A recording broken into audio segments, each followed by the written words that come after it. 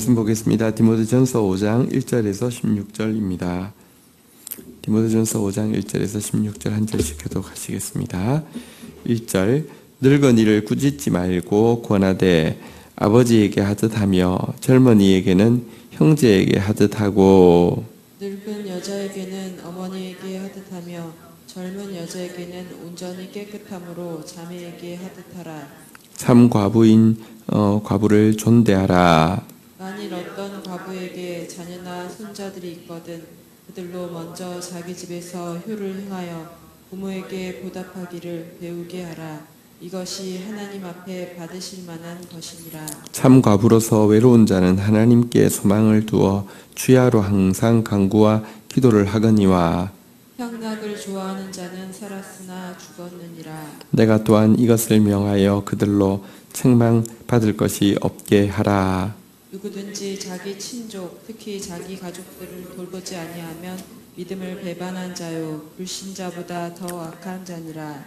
과부로 명부에 올릴 자는 나이가 60이 덜 되지 아니하고 한 남편의 아내였던 자로서 선한 행실의 증거가 있어 혹은 자녀를 양육하며 혹은 나그네를 대접하여 혹은 성도들의 발을 씻으며 혹은 환난당한 자들을 구제하며 혹은 모든 선한 일을 행한 자라야 할 것이요. 젊은 과부는 올리지 말지니 이는 정욕으로 그리스도를 배반할 때에 시집가고자 함이니 처음 믿음을 저버렸으므로 정죄를 받느니라. 또한 그들은 게으름을 익혀 집집으로 돌아다니고 게으를 뿐 아니라 쓸데없는 말을 하며 일을 만들며 마땅히 아니할 말을 하나니 그러므로 젊은이는 시집가서 아이를 낳고 집을 다스리고 대적에게 비방할 기회를 조금도 주지 말기를 원하노라. 이미 사단에게로 돌아간 자들도 있도다. 만일 믿는 여자에게 과부 친척이 있거든 자기가 도와주고 교회가 짐지지 않게 하라. 이는 참 과부를 도와주게 하려 함이라. 아멘. 네, 교회는 성도들의 모임입니다. 그래서 또 건강한 교회는요 보편성을 가지고 있어야 하는데요. 이 보편성은 뭐 인종, 또 지위, 또 연령 이것이 사실은 제한되어 있는 것은 하나님의 교회가 아닙니다. 모든 세대 또 그 빈부 그리고 또 사실은 이제 다민족으로 갈수록 이제 모든 피부 색깔, 인종을 다 품어야지 건강한 교회지요. 자, 그런데 오늘 본문에서는 지도자가 교회에 있는 다양한 구성원들을 어떻게 품어야 하는지에 대한 내용을 담고 있습니다. 한번 보도록 하겠습니다. 1절, 2절 교독하고 시작하겠습니다. 늙은이를 꾸짖지 말고 권하되 아버지에게 하듯하며 젊은이에게는 형제에게 하듯하고 늙은 여자에게는 어머니에게 하듯하며 젊은 여자에게는 온전히 깨끗함으로 자매에게 하듯하라. 네, 우선 교회에 있는 지체들을 대하는 바른 태도로서 아버지에게 또 형제에게 어머니에게 또 자매에게 하듯하라 이렇게 이야기를 하고 있습니다. 우리가 육신적으로 가족도 실제 피를 나눈 가족도 가족이지만 복음 안에서의 가족도 진짜 가족입니다. 그럴진데 이렇게 가족을 대하듯 하다 이렇게 이야기를 하고 있는데요. 먼저 이제 나이가 많은 노인들을 향해서 이렇게 꾸짖지 말라 이런 표현을 쓰고 있습니다. 나이가 들어갈수록 사고가 경직되어지고 또 그것 때문에 의견 충돌이 일어날 때가 많습니다. 그럼에도 불구하고 심하게 책망하지 말고 부드럽게 권면하라 이렇게 주의를 하고 있습니다. 또 여기 본문에 보니까요, 이제 그 젊은이에게는 형제에게 하듯 하라, 또 늙은 여자에게는 어머니에게 하듯 하라 이렇게 이야기하면서 다시 한번 가족들을 대하듯 하라 이렇게 이야기하고요. 마지막으로 젊은 여자에게는 온전히 깨끗함으로 자매에게 하듯 하라 이렇게 특별히 권면하고 있습니다. 극히 조심하여서 불결한 혐의를 받지 않도록 주의하라 이렇게 가르치면서 지체들을 정말 가족처럼 대하라는 것입니다. 가족처럼 대하라는 것이 가족처럼 함부로 대하라는 말이 되었으면 또 안 되겠죠. 사실 어떤 의미에서 우리가 예수를 닮는다는 것은 예수의 가르침을 가지고 있는 것이겠지만 예수의 가르침을 가지고 있는 것 이상으로 중요한 것이 예수님의 태도를 가지고 있는 것입니다. 실제 우리 한글 성경에는 너희 안에 이 마음을 품어라 곧 예수 그리스도의 마음이니 이렇게 되어 있지만 영어 성경에는 너희의 태도는 마땅히 예수 그리스도의 태도와 같아야 한다 이렇게 이야기하고 있는데요. 우리 믿음의 가족 안에서도 가족을 대하는 것이 사실은 가장 편하기 때문에 가장 함부로 대하기가 또 쉬운데요. 우리의 태도가 예수님의 태도와 같아야 하겠고요. 또 특별히 교회 안에 있는 우리의 가족들 대함에 있어서 참으로 정중하게 또 이렇게 온전하게 또 인내하면서 부드럽게 대할 수 있도록 주님의 태도를 담게 해달라고 기도해야 되겠습니다. 자, 오늘 본문의 주된 가르침은 특별히 이제 과부를 어떻게 존대할 것이냐에 대한 내용을 담고 있습니다. 3절, 4절 교독을 하도록 하겠습니다. 참 과부인 과부를 존대하라. 만일 어떤 과부에게 자녀나 손자들이 있거든 그들로 먼저 자기 집에서 효를 행하여 부모에게 보답하기를 배우게 하라. 이것이 하나님 앞에 받으실 만한 것이니라. 네, 초대교회에서 아주 강조하고 있는 것, 성경 전체에서 아주 강조하고 있는 것, 고아와 과부를 돌아보라는 것입니다. 이것은 너무 중요한 가르침으로 가르치고 있습니다. 고아와 과부를 돌아보라. 특별히 이제 오늘 본문에서 이제 과부에 대해서 어떻게 존대해야 되는지 이야기하는데요. 먼저 과부에게 자녀나 손자가 있는 경우에는 집에서 그들이 먼저 부모에게 효를 행하여 부모에게 보답하기를 배우게 하라고 그것이 하나님 앞에서 받으실 만한 것이다 이렇게 이야기하면서 일단 자녀와 손주가 있는 가족에 대해서는 그 가정에서 돌보도록 하라 이렇게 이야기를 하고 있는 내용입니다. 또 한 가지 자녀와 손이 없어도요. 자, 5절 6절에 보니까 또 한 가지 기준을 제시합니다. 보도록 하겠습니다. 교독합니다. 참 과부로서 외로운 자는 하나님께 소망을 두어 주야로 항상 간구와 기도를 하거니와. 평강을 좋아하는 자는 살았으나 죽었느니라. 네, 자녀도 없고 손주도 없으면은 다 이제 진짜 외로운 과부이긴 한데요. 자, 외롭다고 해서 그 외로움이 두 가지로 표출되어질 수 있습니다. 외롭기 때문에 하나님께만 소망을 두고 주야로 기도와 간구를 하는, 그러다가 정말 교회 공동체의 또 어머니가 되어서 교회의 축복을 흘려보내는 수도 있지만 외롭기 때문에 향락을 더 추구하게 되는 사람은 사실은 영적으로는 죽은 사람과 같아. 그는 이제 과부가 아니라 사실은 영적으로 죽은 사람이다. 이렇게 표현하고 있습니다.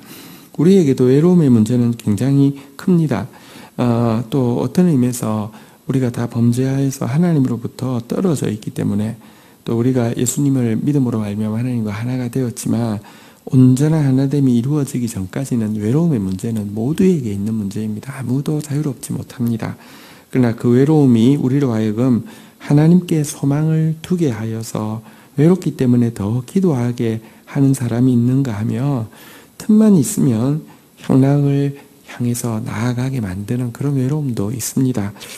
우리의 외로움이 진짜 하나님께 소망을 두게 하는 밤낮 항상 간구와 기도로 하나님께 나아가게 하는 그런 외로움으로 선용할 수 있는 저와 여러분들이 되어야 되겠습니다.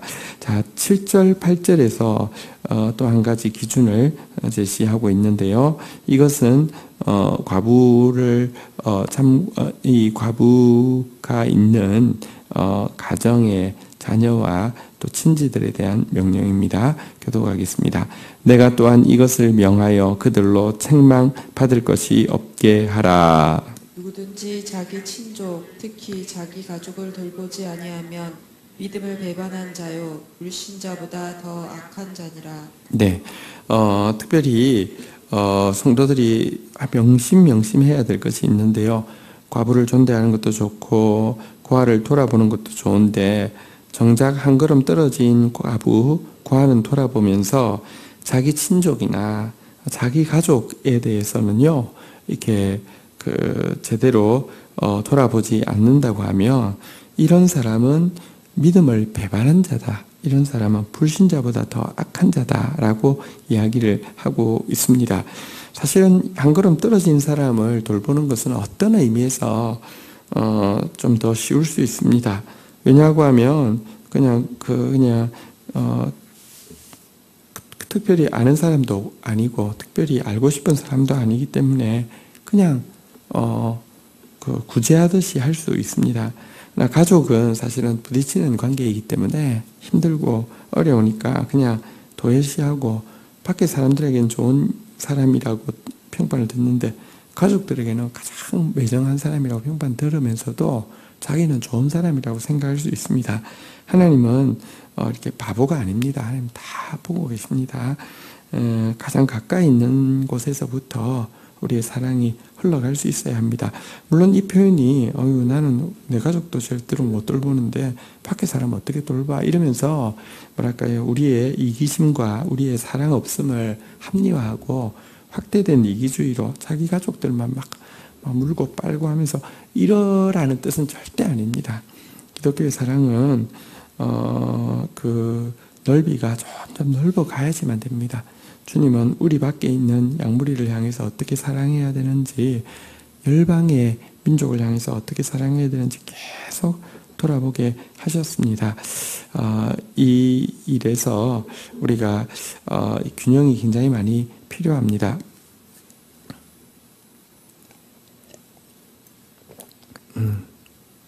지금 제주도에 한꺼번에 이제 난민이 많이 몰리다 보니까 굉장히 좀 이렇게 두려움이 많이 있는 것 같습니다. 그럴 수 있습니다.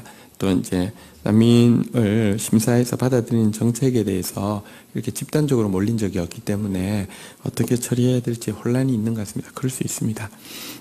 그런데 지금 보니까 청와대 국민 게시판에 이 절대 받으면 안 된다는 청원이 막 엄청나게 많이 올라오고 먼저 낸 청원은 벌써 25만 건이 넘었다고 합니다.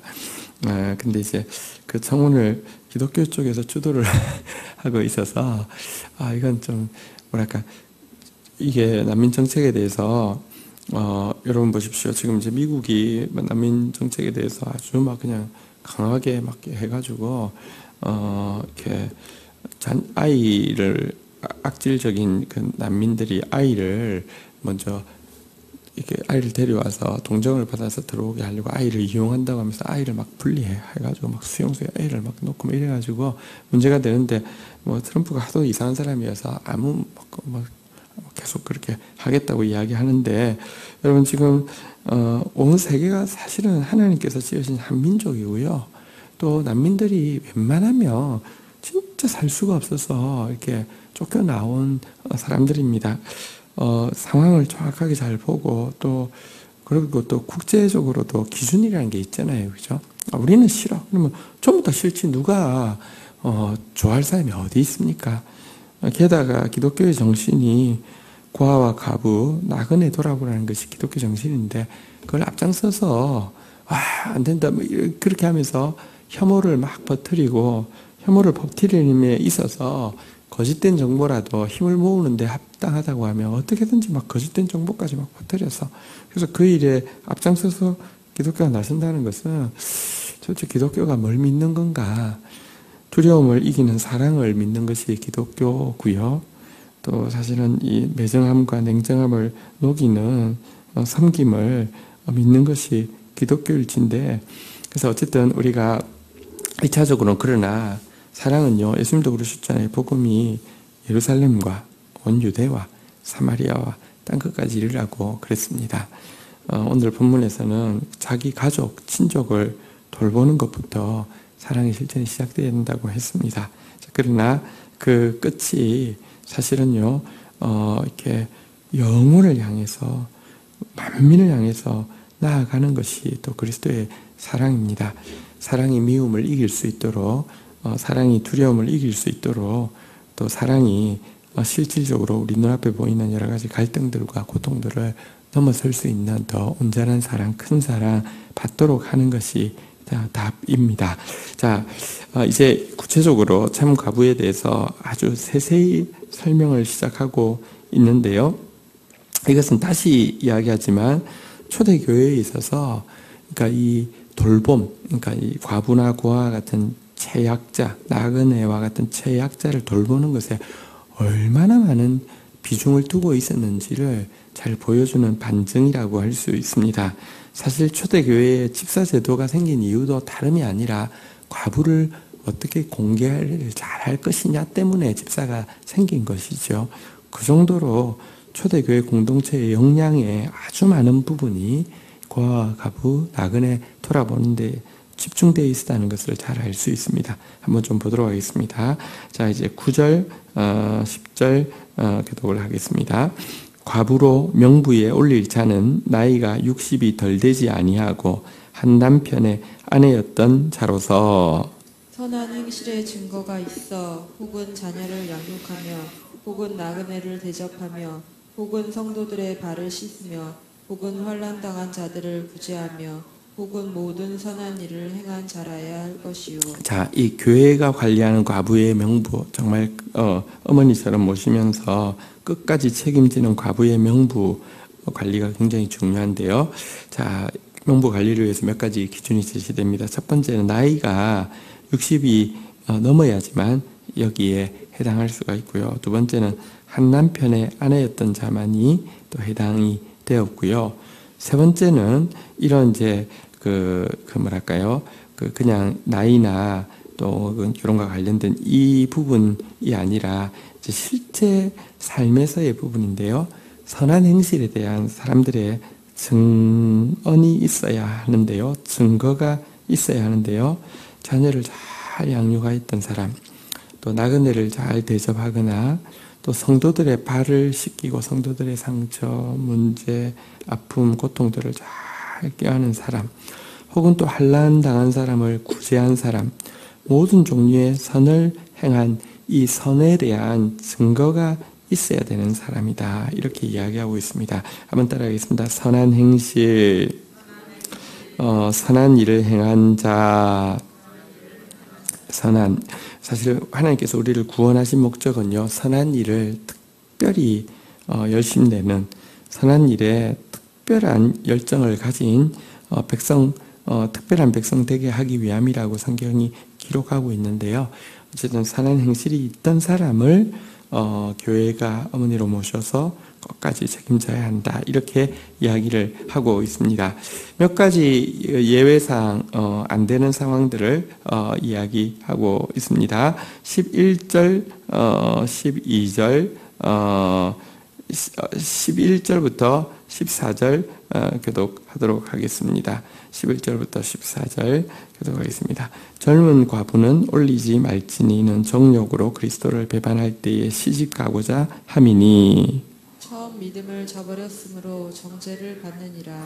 또 그들은 게으름을 익혀 집집으로 돌아다니고 게으를 뿐 아니라 쓸데없는 말을 하며 일을 만들며 마땅히 아니할 말을 하나니 그러므로 젊은이는 시집가서 아이를 낳고 집을 다스리고 대적에게 비방할 기회를 조금도 주지 말기를 원하노라. 네, 여기서 이제 과부라도 젊은 사람은 일단 아무리 예를 들면 선한 행실에 대한 증거가 있다 할지라도 교회의 명부에는 올리지 말라 이렇게 이야기를 하고 있습니다.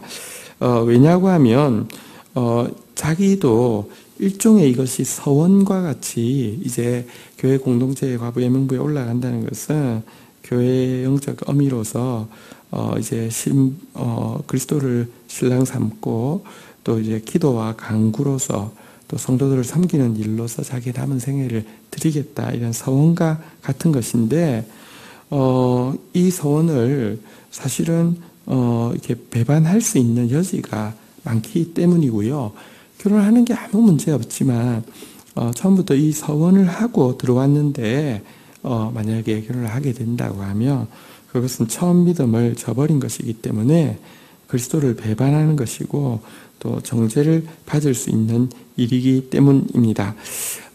그렇지 않다 하더라도 너무 젊은 나이에부터 교회로부터 돌봄을 받게 되면 게으름을 익혀서 그냥 자기가 할 수 있는 일도 하지 않게 되고요. 또 그 게으른 시간에 사람들 찾아다니면서 쓸데없는 말, 마땅히 해서는 안 된 말들을 하고 다닐 확률이 너무 높기 때문에 교회의 공개 대상으로는 올리지 말라 이렇게 또 권면을 하고 있습니다. 어쨌든 대단히 세세하게 이렇게 과부에 대해서는 굉장히 마음을 많이 쓰고 있는 것을 알 수 있습니다. 그래서 차라리 젊은 자매는 시집가서 아이를 낳고 집을 다스리고 그 결과 대적에게 비방할 기회를 주지 말라 이렇게 또 권면하고 있습니다. 자, 이제 15절, 16절 마지막으로 읽도록 하겠습니다. 시작. 교독합니다. 이미 사단에게 돌아간 자들도 있도다. 만일 믿는 여자에게 과부 친척이 있거든 자기가 도와주고 교회가 짐지지 않게 하라. 이는 참 과부를 도와주게 하려 함이라. 네, 우리가 평생 하나님 앞에 우리 자신을 드림에 있어서 충성됨이 너무 중요합니다. 자, 그런데 이제 젊은 경우에는 이 충성됨을 이렇게 스스로 저버리려서 스스로 마음의 정죄를 받는 것, 또 그리스도를 배반하는 것을 넘어서 사단에게 돌아가는 그러니까 수도 있다고 많다고 이렇게 있다고 이렇게 오늘 본문에서 이야기를 하고 있습니다. 자, 그러면서 다시 한번 이제 그 과부가 자기 친척 중에 있다고 하면 믿는 자매는 믿는 그 이제 성도들은 자기가 도와주어서 교회가 짐을 지지 않게 하라 이렇게 이야기하고 있습니다. 이것은 교회가 진짜 과부를 분별했을 때 그들을 도와줄 수 있게 하기 위함이다 이렇게 이야기하고 있습니다. 어쨌든 오늘 본문에서 우리는 이제 다시 한번 교회의 힘을 이렇게 이 돌보아야 할 사람들을 돌보는 일에 최선을 다하는 데 써야 한다는 것에 대해서도 보게 되고요. 또 하나님 앞에서 우리가 가족에 대한 의무를 우리가 신실하게 감당하는 것이 얼마나 중요한지에 대해서도 보게 되고요. 또 우리가 하나님 앞에서 또 서원을 하고 나아감에 있어서는 또 어쨌든 자신의 또 한계, 연약함을 잘 알고 또 더 신중하고 이렇게 지혜롭게 해야 될 필요가 있다는 부분도 오늘 본문은 우리에게 잘 보여줍니다. 주신 말씀 붙잡고 우리 주님 앞에 나아가서 기도하는 시간 가지도록 하겠습니다. 함께 기도하시겠습니다. 하나님 감사합니다. 우리 공동체에 이렇게 또 어른들이 계시고 또 이렇게 젊은 우리 청년들이 또 올라오는 하나 되어진 한 공동체를 허락하여 주셨습니다. 서로에게 정말 가족처럼 존중하는 태도를 가지고 함께 하나님의 교회를 세워갈 수 있도록 도와주시기를 간절히 간구하고 소원합니다. 거룩한 공동체, 또 사랑이 많은 공동체, 예의가 있는 공동체로 세워지게 하여 주옵소서. 공동체에게 주신 역량을 가지고 하나님 선한 일에 열심하라고 하셨는데 또 선한 일에 저희들이 지혜롭게 또 분별 있게 또 열정적으로 임할 수 있도록 주여 도와주시기를 간절히 간구하고 소원합니다. 특별히 우리의 가족들 돌아보는 일에 있어서 하나님 책망받을 것이 없도록 정말 먼저 사랑이 가족에게서부터 흘러갈 수 있도록 우리의 책무를 잘 감당하는 또 예수 믿는 믿음이 무엇인지 우리 가족들에게부터 증거하는 주의 가족들이 되어질 수 있도록 인도하여 주옵소서. 감사합니다. 예수님의 이름으로 기도 올립니다. 아멘.